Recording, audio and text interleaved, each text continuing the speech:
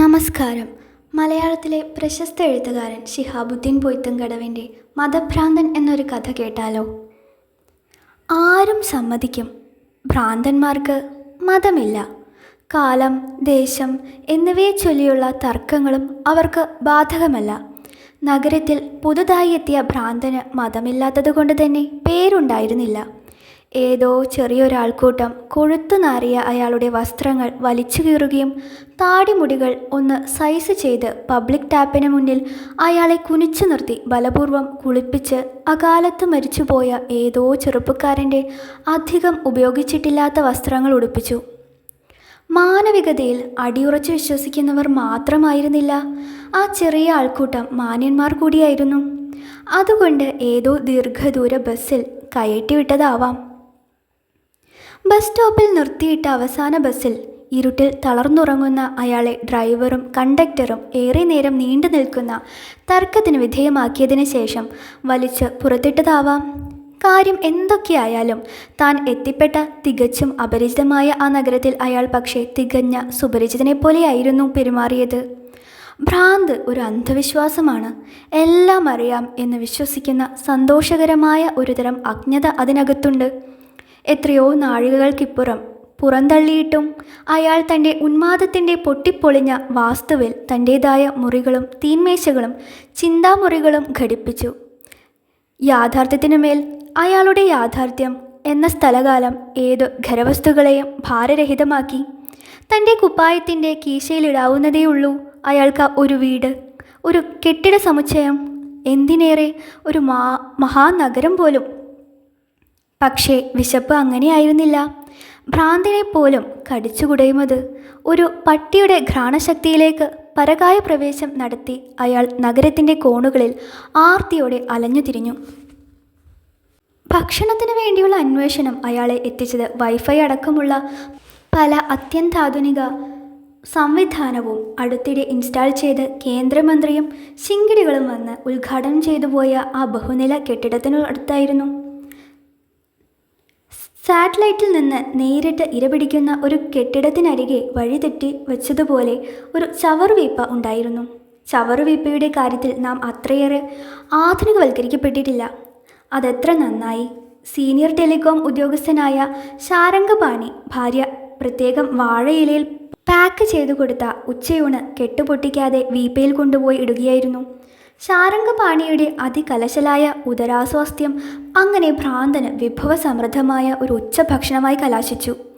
അളവറ്റ ആഹ്ലാദത്തോടെ അയാളുമായി വലിച്ചു നടക്കുകയും നഗരത്തിലെ ഊടുവഴിയിലേക്ക് ഉൾവലിയുകയും ഒരു പൈപ്പിൻ ചുവട്ടിൽ നിന്ന് വാരി വലിച്ചു തിന്നുകയും ചെയ്തു.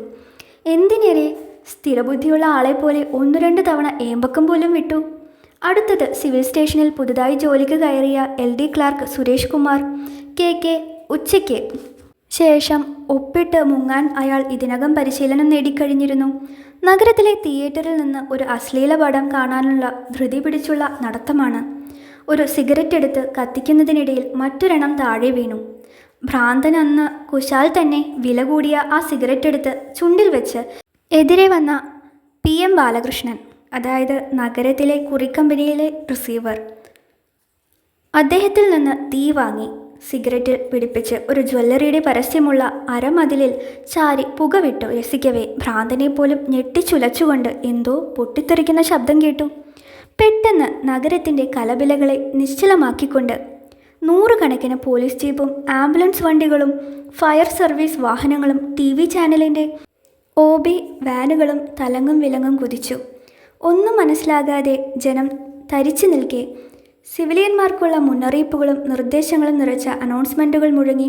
ജനങ്ങളുടെ പ്രത്യേക ശ്രദ്ധയ്ക്ക് CRPC റൂൾ 144 പ്രകാരം നഗരത്തിൽ കൂട്ടം കൂടി നിൽക്കുകയോ മുദ്രാവാക്യം മുഴക്കുകയോ പൊതുയോഗങ്ങൾ സംഘടിപ്പിക്കുകയോ ചെയ്യുന്നത് നിരോധിച്ചിരിക്കുന്നു. ആളില്ലാത്ത സ്യൂട്ട് കേസുകൾ, പെട്ടികൾ, റേഡിയോ, ടെലിവിഷൻ, കമ്പ്യൂട്ടറുകൾ, മൊബൈൽ ഫോണുകൾ എന്നിവ കണ്ടാൽ എടുക്കരുത്. ഉടൻ പോലീസ് കൺട്രോൾ റൂമിൽ വിളിച്ചറിയിക്കേണ്ടതുമാണ്. ആരെങ്കിലും അസ്വാഭാവികമായി പെരുമാറുകയോ സംശയാസ്പദമായ നിലയിൽ പ്രവർത്തിക്കുകയോ ചെയ്താലും ഉടൻ കൺട്രോൾ റൂമിൽ വിവരമറിയിക്കേണ്ടതാണെന്ന് പോലീസ് ഡിപ്പാർട്ട്മെൻറ്റ് അറിയിച്ചുകൊള്ളുന്നു. നഗരത്തിൽ പലയിടങ്ങളിലായി അതിമാരകശേഷിയുള്ള ബോംബുകൾ പൊട്ടിത്തെറിച്ചതായി നിമിഷങ്ങൾക്കകം ശ്രുതി പരന്നു. ആളുകൾ സംശയചിത്തരായി പരക്കം പാഞ്ഞു തുടങ്ങി. അവസാനത്തെ പുകയും വിട്ട് ചെറുചിരിയോടെ ഭ്രാന്തൻ എല്ലാം കേൾക്കുന്നുണ്ടായിരുന്നു. അയാൾ ആത്മഗതം പോലെ പറഞ്ഞു, ഇങ്ങനെയുമുണ്ടോ ഒരു ഭ്രാന്ത്? DIG KM കുരുവിള, സ്പെഷ്യൽ ബ്രാഞ്ചിലെ ജയരാജ്, സ്പെഷ്യൽ ഇൻവെസ്റ്റിഗേറ്റീവ് ടീമിലെ NS Swami, crime branch SP Nasimuddin, city commissioner Jagjith, anti terrorist വിങ്ങിലെ Vijayan, home special secretary Vinulal, forensic വിഭാഗം മേധാവി ഡോക്ടർ മാത്യു ഉലകത്തിൽ എന്നിവരുടെ സവിശേഷവും ഗൗരവതരവുമായ ഒരു കൂടിയാലോചന യോഗമായിരുന്നു. ഗൂഢഗന്ധമുള്ള ആ മുറിയിൽ സ്പെഷ്യൽ വിങ്ങിലെ പ്രധാന ഉദ്യോഗസ്ഥനായ NS സ്വാമി അങ്ങേയറ്റം അക്ഷമനായിരുന്നു. ഓരോ 5 മിനിറ്റിലും ഡൽഹി ഹോം ഡിപ്പാർട്ട്മെൻറ്റിൽ നിന്ന് വിളിച്ചുകൊണ്ടിരിക്കുന്നു. It must be reported within 24 hours. ഇത്രയും ആസൂത്രിതമായ സ്ഫോടനങ്ങൾക്ക് പിന്നിൽ ആരാണ്? അവരുടെ ഫൈനൽ ടാർഗറ്റ് എന്തായിരുന്നു? സ്ഫോടനത്തിൻ്റെ സ്വഭാവം, മുൻ സ്ഫോടനങ്ങളുടെ കേസ് ഹിസ്റ്ററി എല്ലാം നിമിഷങ്ങൾക്കുള്ളിൽ ഹാജരാക്കപ്പെട്ടു കഴിഞ്ഞു. കാലത്ത് 7 മണിക്ക് തുടങ്ങിയ ഡിസ്കഷൻ 2:30 കഴിഞ്ഞിട്ടും എങ്ങും എത്തിയില്ല.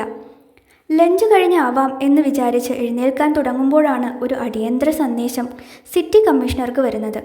സകലതും അരിച്ചു പെറുക്കിയതിൽ നിന്ന് വിട്ടുപോയ ഒരെണ്ണം. പുതുതായി ഓപ്പൺ ചെയ്ത വൈഫൈ ടെലികോം കെട്ടിട സമുച്ചയത്തിൽ വച്ച ഒളിക്യാമറയിൽ സംഭവങ്ങളുടെ ചുരുളഴിച്ചേക്കാവുന്ന ഒരു രഹസ്യം പാനിംഗ് ഷോട്ടാണ്. ചെറിയൊരു ദൃശ്യം, കൂടിയാൽ 4 സെക്കൻഡ്. നഗരത്തിൻ്റെ വിവിധ ഭാഗങ്ങളിൽ സംഭവിച്ച 14 സ്ഫോടനങ്ങളിലൊന്ന് ടെലികോം കോർണറിലാണ്. വേസ്റ്റ് വേപ്പയിൽ നിന്നാണ് അത് സംഭവിച്ചതെന്ന് ഫോറൻസിക് വിഭാഗം ഐഡൻറ്റിഫൈ ചെയ്തു കഴിഞ്ഞതാണ്. കഴുത്തിനുള്ള വ്യായാമം ചെയ്യുന്ന ഒരാളെ പോലെ ചലിക്കുന്ന ഒളിക്യാമറയിൽ വളരെ സാധാരണമെന്ന് തോന്നുന്ന ഒരു ഷോട്ട്, പക്ഷേ അതീവ നിർണായകം. നിർഭാഗ്യവശാൽ വിശദാംശങ്ങളില്ല. റിവോൾവിംഗ് പൊസിഷനാണ്. അപ്പോഴേക്കും ഫ്ലാഷ് ഡ്രൈവിൽ ട്രാൻസ്ഫർ ചെയ്ത വിഷ്വൽ പീസുമായി CI മോഹനൻ കുതിച്ചെത്തിക്കഴിഞ്ഞിരുന്നു. സ്ഫോടനവുമായി ബന്ധപ്പെട്ട അന്വേഷണത്തിനായി നഗരത്തിൻ്റെ തലങ്ങും വിലങ്ങും 400-ലേറെ പോലീസ് ഉദ്യോഗസ്ഥരെ രഹസ്യമായും പരസ്യമായും വിന്യസിച്ചു കഴിഞ്ഞിരുന്നു. അതിലൊരാൾ മാത്രമാണ് CI മോഹനൻ. ഫ്ലാഷ് ഡ്രൈവ് കമ്മീഷണർക്ക് കൈമാറി മോഹനൻ കനത്ത സല്യൂട്ടടിച്ച് പിൻവാങ്ങി. നേരത്തെ തയ്യാറാക്കി വെച്ച സ്ക്രീൻ തെളിഞ്ഞു. സംശയാസ്പദമായ രംഗത്തിൻ്റെ 4 സെക്കൻഡുകൾ. വിശദാംശങ്ങളില്ല. ടെലികോം കോർണറിലെ വീപ്പയിൽ താടിക്കാരനായ ഒരാൾ ഒരു പൊതി കൊണ്ട് വയ്ക്കുകയാണോ, എടുക്കുകയാണോ? രംഗം പലതവണ റീപ്ലേ ചെയ്തു നോക്കി. ഒരു അവ്യക്തത. സ്പെഷ്യൽ വിങ്ങിലെ NS സ്വാമി അലറി, ഇതവൻ തന്നെ, ലഷ്കർ ഭീകരൻ. ഒന്ന് സ്ലോ മോഷനിൽ പ്ലേ ചെയ്തേ. വീപ്പയിൽ നിന്നുള്ള പൊതി എടുക്കുകയാണോ വയ്ക്കുകയാണോ? പലതവണ പ്ലേ ചെയ്തതിൽ 2 മുട്ടി നിൽക്കുന്നത്. 1-ാം പകുതി കയ്യിൽ ഒരു പൊതി, 2-ാം പകുതി കൃത്യനിർവഹണത്തിനിടയ്ക്ക് തിരിഞ്ഞ് സംശയാസ്പദമായി ആൾക്കൂട്ടത്തെ ഒന്ന് പാളി നോക്കുന്നു. പൊതി എടുക്കുകയല്ലേ സാർ എന്ന ആൻറ്റി ടെററിസ്റ്റ് വിങ്ങിലെ വിജയൻ്റെ സംശയത്തെ രൂക്ഷമായ ഒരു നോട്ടം കൊണ്ട് NS സ്വാമി നിശബ്ദമാക്കി കളഞ്ഞു. അവ്യക്തമായ അത്തരം സാഹചര്യ തെളിവുകളല്ല നാം റിസീവ് ചെയ്യേണ്ടത്. Body language. DIG കുരുവിള മേശപ്പുറത്തടിച്ച് അതിനെ പിന്താങ്ങി. Yes, body language. പൊതി വീപ്പയിലേക്ക് വെക്കുകയോ എടുക്കുകയോ ചെയ്യുന്ന ഒരാൾ എന്തിനാണ് ഭയാശങ്കകളോടെ മുഖം തിരിച്ച് സംശയാസ്പദമായി കൃഷ്ണമണികൾ ഇങ്ങേ കോൺ വരെ ഉരുട്ടുന്നത്? ആ സീൻ ഒന്നുകൂടെ വരട്ടെ. ക്ലോസപ്പിൽ വന്ന് താടിക്കാരൻ തറച്ചു നിന്നു. ഇൻ്റലിജൻസ് വിങ്ങിലെ ജയരാജ് ഓർമ്മിപ്പിച്ചു, സർ ടൈം കോഡ് നോക്കൂ. കൃത്യം 1:50 സ്ഫോടനം നടക്കുന്നു. 1:17 പൊതി, അതായത് സ്ഫോടക വസ്തു പ്രതി കൊണ്ടുപോയി വയ്ക്കുന്നു. സുരക്ഷിതമായ ഒരിടത്ത് അയാൾക്ക് എത്തിച്ചേരാൻ 33 മിനിറ്റ് ധാരാളം. എല്ലാം സ്വാഭാവികം. കൂട്ടത്തിൽ കൊല്ലപ്പെട്ട സിവിൽ സ്റ്റേഷനിലെ LD ക്ലർക്ക് സുരേഷ് കുമാർ KKയുടെ കാര്യത്തിൽ മാത്രമാണ് ചെറിയൊരു സംശയം. ഉച്ചയ്ക്ക് ശേഷം അയാൾ ഓഫീസിലുണ്ടായിരുന്നില്ലെന്ന് പറയുന്നു. നഗരത്തിൽ സിനിമ കാണാൻ മുങ്ങിയതായിരുന്നെന്നും റിപ്പോർട്ടുണ്ട്. ആ താടിക്കാരനെ ഒന്നുകൂടി ക്ലോസപ്പ് ചെയ്തേ. തിരിഞ്ഞു നോക്കുന്ന ദൃശ്യം NS സ്വാമി പറഞ്ഞു. ഫീച്ചേഴ്സിൽ ഇത്തിരി കാശ്മീരി ലുക്കുണ്ട് അല്ലേ സാർ? പോരാത്തതിന് താടിയും. തള്ളിക്കളയാനാവില്ല. എത്രയും പെട്ടെന്ന് ഇവനെ പൊക്കണം. സന്ദേശം മിന്നൽ വേഗത്തിൽ നഗരത്തിലും പുറത്തുമെത്തി. ഫോട്ടോയും. 4-ാമത്തെ മണിക്കൂറിൽ ക്രൈംബ്രാഞ്ച് SP നാസിമുദ്ദീന് ഒരു മെസ്സേജ് വന്നു. ആളെ പൊക്കിയിരിക്കുന്നു സർ, പക്ഷേ ഒരു അബദ്ധം പറ്റി. എന്തബദ്ധം? ചാനലുകാർ എങ്ങനെയോ മണത്തറിഞ്ഞിരിക്കുന്നു. ബ്രേക്കിംഗ് ന്യൂസും സ്ക്രോളിങ്ങും OB വാനുമൊക്കെയായി പൂരത്തിൻ്റെ പ്രതീതിയാണ്. നിസാമുദ്ദീന് ശരിക്കും ദേഷ്യം വന്നു.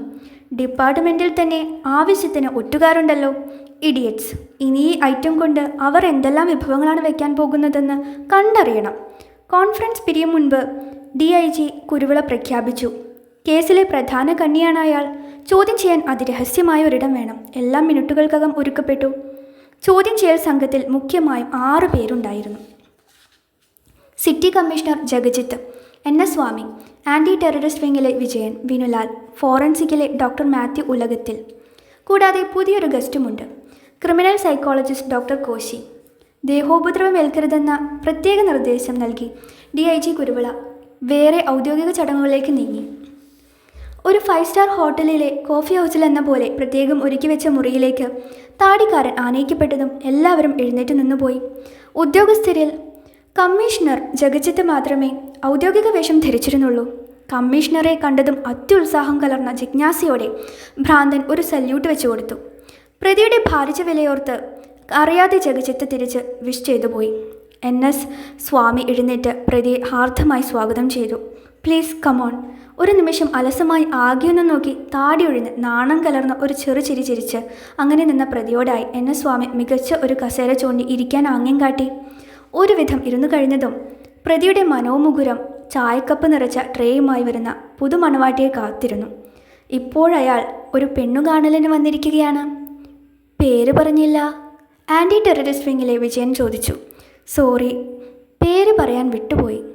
ഞാൻ കിൽജി, അലാവുദ്ദീൻ കിൽജി. താങ്കളുടെ സംഘടനയിൽ വിളിക്കുന്ന പേരാവും? യെസ്. കേരളത്തിൽ എവിടെയാണ്? പ്രതി തിരിച്ചു ചോദിച്ചു. ചായ എവിടെ? കമ്മീഷണർ ജഗജിത്ത് ഇന്റർകോമിൽ ചായ കൊണ്ടുവരാൻ ആവശ്യപ്പെട്ടു. കഴിക്കാൻ എന്താണ് വേണ്ടത്? ചോറ് കിട്ടുമോ? ക്രിമിനൽ സൈക്കോളജിസ്റ്റ് ഡോക്ടർ കോശി സ്വാമിയെ ഒന്ന് നോക്കി. വിചാരിച്ചതിലും ഭയങ്കരനാണ്. നിനക്കൊന്നും എന്നെക്കൊണ്ട് ഒരു ചുക്കും പറയിപ്പിക്കാൻ പറ്റില്ല എന്ന ഒരു അലസഭാവം. കിൽജി കേരളത്തിൽ എവിടെയാണ്? ഏറെയും പുറത്തായിരുന്നു, out of state. Kashmir? Yes. പഠിച്ചതും കളിച്ചു പഠിച്ചതും ഒക്കെ അവിടെ നിന്നായിരുന്നു. ട്രെയിനിങ്ങും? അതെ. ഡോക്ടർ കോശി മനസ്സിൽ അടയാളപ്പെടുത്തി. അതിഭയങ്കരൻ, ഒരു നിലയ്ക്കും ഭേദിക്കാനാവാത്ത മനസ്സ്. 3-ാം മുറ മാത്രമാണ് പ്രതീക്ഷ. പ്രതിയുടെ കണ്ണുകളിലെ ആ അലസാവസ്ഥയാണ് ഭയാനകമായ അതിർത്തി പ്രദേശം. ഇടയ്ക്ക് NS സ്വാമി അക്ഷമനായി എഴുന്നേറ്റു. നോക്കൂ കിൽജി, ഇന്നലെ ഉച്ച മുതൽ ഞങ്ങൾ നേരാം വിധം ശ്വാസം കഴിച്ചിട്ടില്ല, ഒരു പോള കണ്ണടച്ചിട്ടില്ല. കാര്യങ്ങൾ നേരെ ചൊവ്വേ പറയുന്നതാണ് നമ്മൾക്ക് ഏവർക്കും നല്ലത്. ആമുഖം, വിശേഷണപദം എന്നിവ ഒഴിവാക്കാം. ആദ്യ ചോദ്യം, സ്ഫോടക വസ്തുക്കൾ ഇനി എവിടെയെങ്കിലും പൊട്ടാൻ ബാക്കി കിടപ്പുണ്ടോ? ഉണ്ടെങ്കിൽ എവിടെയൊക്കെ? സ്ഫോടക വസ്തു, അതായത് RDX. ഈ കിൽജിക്ക് ഇപ്പോൾ തോന്നുന്നത് താനൊരു സിനിമയിൽ അഭിനയിക്കുകയാണെന്നാണ്. താൻ അതിലൊരു അധോലോക നായകനാണ്. ക്യാമറ സ്റ്റാർട്ട് ചെയ്തു കഴിഞ്ഞു. മിസ്റ്റർ ഇൻസ്പെക്ടർ, കുട്ടികളോടെന്ന പോലെ ഇങ്ങനെ സില്ലിയായി ചോദിക്കാതെ. ഞങ്ങൾ അധോലോക നായകർക്ക് ഇതൊക്കെ വെറും പുല്ലാണ്, പുല്ല്. നിയന്ത്രിക്കാനാവാത്ത ഒരു ആർത്തുചിരി കിൽജിയിൽ നിന്ന് പൊട്ടിപ്പുറപ്പെട്ടു. NS സ്വാമിക്ക് നിയന്ത്രണം വിട്ടു. ഷട്ടപ്പ്. എങ്ങും നിശബ്ദത. പെട്ടെന്ന് ചിരി നിർത്തി കിൽജി സോറി പറഞ്ഞു. ഇത്ര ചിരി വേണ്ടെങ്കിൽ നമുക്ക് മറ്റൊരു ടേക്കാവാം. എവിടെ ടച്ചപ്പ്? നീ പരിഹസിക്കുകയാണ്. സത്യം പറയിക്കാൻ അനേക സംവിധാനങ്ങൾ ഞങ്ങളുടെ ഡിപ്പാർട്ട്മെൻറ്റിലുണ്ടെന്നറിയാമല്ലോ. കമോൺ കിൽജി, എവിടെയൊക്കെ താങ്കളും സംഘവും ബോംബ് വെച്ചിട്ടുണ്ട്? നിങ്ങൾ ആര് എന്നതിനേക്കാൾ ഒട്ടും വൈകാതെ കിട്ടേണ്ട മറുപടിയാണത്. വികലമായ മലയാള ഉച്ചാരണത്തിൽ നിന്ന് ജഗജിത്ത് IPSന് ഇതുവരെ മോചനം കിട്ടിയിട്ടില്ല. ഞങ്ങൾക്കറിയാം നിങ്ങൾ സംഘത്തിൻ്റെ ഒരു കരു മാത്രമാണെന്ന്. കമോൺ, എവിടെയൊക്കെ എക്സ്പ്ലോസീവ് ഐറ്റം വെച്ചിട്ടുണ്ട്? കിൽജി പറഞ്ഞു. എനിക്ക് വിശക്കുന്നു. ചായ കുടിച്ചില്ലല്ലോ. എനിക്ക് ഇറച്ചിയും പൊറോട്ടയും വേണം, എന്നിട്ട് പറയാം. വിനുലാൽ കമ്മീഷണറെ ഒന്ന് നോക്കി. ഇന്റർകോമിൽ കൈ സ്പർശിച്ചു. അപ്പോഴേക്കും NS സ്വാമിയുടെ മൊബൈൽ ശബ്ദിച്ചു. അങ്ങേ തലയ്ക്കൽ SITയിലെ ഓഫീസറാണ്. പത്രക്കാർ, ചാനലുകൾ ഇവരെ കൊണ്ട് പൊറുതി മുട്ടിയിരിക്കുകയാണ്. എന്തു പറയണം സർ? നാശങ്ങൾ ഒന്നും പറയാറായിട്ടില്ല. അങ്ങനെ പറഞ്ഞാൽ പറ്റില്ല സാർ. ഹോമിൽ നിന്ന് അസിസ്റ്റന്റ് സെക്രട്ടറിയുടെ പ്രത്യേക നിർദ്ദേശമുണ്ട്. വിവരാവകാശ SITയിലെ ഓഫീസർ തുടർന്നു. പ്രധാന പ്രതിയെ തിരഞ്ഞുകൊണ്ടിരിക്കുകയാണെന്ന് മാത്രം പറയൂ. ഒരു കാരണവശാലും പത്രക്കാരുടെ കയ്യിൽ ഫോട്ടോ പെടരുത്. കിൽജി, നിങ്ങൾക്ക് എത്ര മൊബൈൽ ഫോണുണ്ട്? എവിടെ ഇറച്ചിയും പൊറോട്ടയും? എനിക്ക് വിശക്കുന്നു. Criminal psychologist doctor Koshy NS സ്വാമിയെ നോക്കി. ചോദ്യം ചെയ്യലിന് ചെറിയൊരു ഇടവേള പ്രഖ്യാപിച്ചുകൊണ്ട് പുറത്തിറങ്ങുമ്പോൾ NS സ്വാമിയോടായി ഡോക്ടർ കോശി പറഞ്ഞു. നമ്മൾ വിചാരിച്ചതിനേക്കാൾ മാരകമായ ഇനമാണ്. DIGയിൽ നിന്ന് പെർമിഷൻ വാങ്ങി 3-ാം മുറിയിലേക്ക് കൊണ്ടുപോകുന്നതാണ് നല്ലത്. സ്വാമിയെ ഇതിനകം ആകപ്പാടെ ഒരു ആശയക്കുഴപ്പം ചൂഴ്ന്നു നിന്നിരുന്നു. എവിടെയോ ഒരു അബ്നോർമാലിറ്റി ഫീൽ ചെയ്യുന്നുണ്ട് ഇടയ്ക്ക്. Am I correct? ഡോക്ടർ കോശിയുടെ ഈഗോവിലാണത് കൊണ്ടത്. ക്ഷോഭം ഉള്ളിലടക്കി അദ്ദേഹം ചിരിച്ചുകൊണ്ട് പറഞ്ഞു. സർ, എൻ്റെ ലെറ്റർ ഹെഡ് ശ്രദ്ധിച്ചില്ലെന്ന് തോന്നുന്നു. അമേരിക്കൻ യൂണിവേഴ്സിറ്റിയിൽ നിന്നായിരുന്നു എൻ്റെ ഡോക്ടറേറ്റ്, അതും സൈക്കോളജിയിൽ. ഭ്രാന്തനായി അഭിനയിക്കുകയാണ് അവൻ. അമേരിക്കൻ യൂണിവേഴ്സിറ്റി, ഡോക്ടറേറ്റ് എന്നീ 2 പദങ്ങൾ സ്വാമിയെ പെട്ടെന്ന് ഞെട്ടിച്ചുണർത്തി. അദ്ദേഹം ഡോക്ടർ കോശിയുടെ അഭിപ്രായത്തോട് അതിവേഗത്തിൽ ചേർന്നു നിന്നു. എനിക്കും തോന്നി. ഏറെക്കുറെ ഒരു പകൽ തന്നെ നീണ്ടുനിന്ന ചോദ്യം ചെയ്യലിനും ഭേദ്യം ചെയ്യലിനും ശേഷം ഖിൽജി സത്യങ്ങൾ ഓരോന്നായി പറഞ്ഞു. പാകിസ്ഥാൻ തീവ്രവാദികളിൽ നിന്ന് കിട്ടിയ കഠിന പരിശീലനം, ബോംബെ എക്സ്പ്ലോഷനിലെ പാർട്ടിസിപ്പേഷൻ, ബാംഗ്ലൂരിൽ വെച്ച് രാജ്യരക്ഷാമന്ത്രിയെ കൊല്ലാൻ നടത്തിയ വിഫല ശ്രമം, പാർലമെൻറ്റ് ആക്രമണം, നഗരത്തിൽ ഏത് നിമിഷവും പൊട്ടാറായി കിടക്കുന്ന അതിസ്ഫോടന ശേഷിയുള്ള ബോംബുകൾ സൂക്ഷിച്ചിരിപ്പുണ്ടെന്നും ഖിൽജി പറഞ്ഞു. തൻ്റെ ഭ്രാന്തനായുള്ള ജീവിതം വെറും അഭിനയമാണെന്നും നഗരത്തിൽ ഏതേതിടങ്ങളിൽ ബോംബ് വെച്ചിട്ടുണ്ട് എന്ന് മാത്രം ഖിൽജിക്ക് പറയാൻ കഴിഞ്ഞില്ല. അതികഠിനമായ മർദ്ദനത്തിനൊടുവിൽ RDX എന്ന് മാത്രം അയാൾ പുലമ്പി ബോധരഹിതനായി. മർദ്ദനത്തിൻ്റെ ആദ്യ പകുതിയിൽ ഖിൽജി തിരിച്ചടിച്ചിരുന്നു എന്നത് വാസ്തവമാണ്. സത്യത്തിൽ അത് തൻ്റെ ഭ്രാന്തിയായ മൂത്ത പെങ്ങളെ തെരുവിലിട്ട് തല്ലുന്ന സംഘത്തിൽ നിന്ന് അവളെ രക്ഷിക്കാനുള്ള പോരാട്ടമായിരുന്നു. തൊട്ടടുത്ത പള്ളിയിൽ നിന്ന് സുബ്ഹി വാങ്ക് വിളിക്കുമ്പോഴെന്ന് എഴുന്നേൽക്കും. പത്രക്കെട്ടെടുത്ത് സൈക്കിളിൽ 150ഓളം വീടുകളിൽ കൊണ്ടുപോയിട്ടാണ് പഠിച്ചതും പെങ്ങളെ ചികിത്സിച്ചതുമൊക്കെ. വല്ലപ്പോഴും ടൗണിൽ നിന്നൊരു സിനിമ. അയാളുടെ ഏക വിനോദം ഒരിക്കൽ വളരെ യാദൃച്ഛികമായി ഒരു സിനിമാ ഷൂട്ടിംഗ് കാണുകയുണ്ടായി അയാൾ. അതിൻ്റെ വിസ്മയം ദിവസങ്ങളോളം അയാളെ പൊതിഞ്ഞു നിന്നു. എത്ര കരുതലോടെയാണ് പെങ്ങളെ കൊണ്ടു നടന്നത്. എന്നിട്ടും അവർ കബളിപ്പിച്ച് പുറത്തു കടന്നു. 55ാമത്തെ വയസ്സിലും അവൾ സാമൂഹ്യദ്രോഹികളാൽ ബലാത്സംഗം ചെയ്യപ്പെട്ടു. പെങ്ങൾ പറഞ്ഞു തുടങ്ങിയ അഭിപ്രായങ്ങൾ പതിയെ ശരിയാണെന്ന് തോന്നിത്തുടങ്ങിയ അയാൾക്ക് പത്രത്തിൻ്റെ കുടിശ്ശികയെ ചൊല്ലിയുള്ള അടിപിടിയിൽ പോലും ഈ മനംമാറ്റം പങ്കുവഹിച്ചു. പലപ്പോഴും കുഴമറിഞ്ഞു പോകുന്ന കാലദേശങ്ങൾ പതിയെ അയാൾ വരച്ച വരയിൽ വരാൻ തുടങ്ങി. കുപ്പായത്തിൻ്റെ പോക്കറ്റിൽ ഇടുവാനുള്ളതേയുള്ളൂ ഒരു വീട്, ഒരു കെട്ടിട സമുച്ചയം, എന്തിനേറെ ഒരു മഹാനഗരം പോലും. പത്രക്കുടിശ്ശികയുടെ പേരിലുള്ള അടിപിടിയിൽ അയാൾക്ക് മാരകമായ പരിക്കുപറ്റി. 4 മല്ലന്മാരെ അയാൾ നേരിട്ടത് പിന്നെ ഒളിഞ്ഞുനിന്ന്. പക്ഷേ പോലീസെത്തി. ശിപാർശ പറയാൻ ആരുമില്ലാത്തവൻ്റെ നെഞ്ചിൽ പോലീസ് കസേര വലിച്ചിട്ടു. ഇതാ ഇന്നിപ്പോൾ തന്നെ പോലീസ് തല്ലിച്ചതയ്ക്കുന്നു. നനഞ്ഞ വെറും നിലത്ത് അയാൾ കമിഴ്ന്നു കിടന്നു. ഖിൽജി.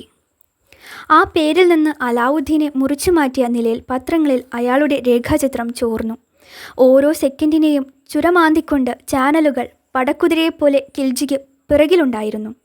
ആരാണ് ഖിൽജി എന്നതിന് പത്രങ്ങൾ ജാതകവും ജീവചരിത്രവും എഴുതി. ഖിൽജി ഒരു വേട്ടമൃഗമായി. ടീപ്പോയിൽ കാലുയർത്തിവെച്ച് കടല കുറിച്ച് മാന്യന്മാരായ നമ്മൾ അത് കണ്ടു. കശ്മീർ ഭീകരൻ. റിപ്പോർട്ടർ കാണിപ്പയ്യൂരായി. ഖിൽജി വന്നിറങ്ങിയത് ബേപ്പൂർ തുറമുഖത്ത്.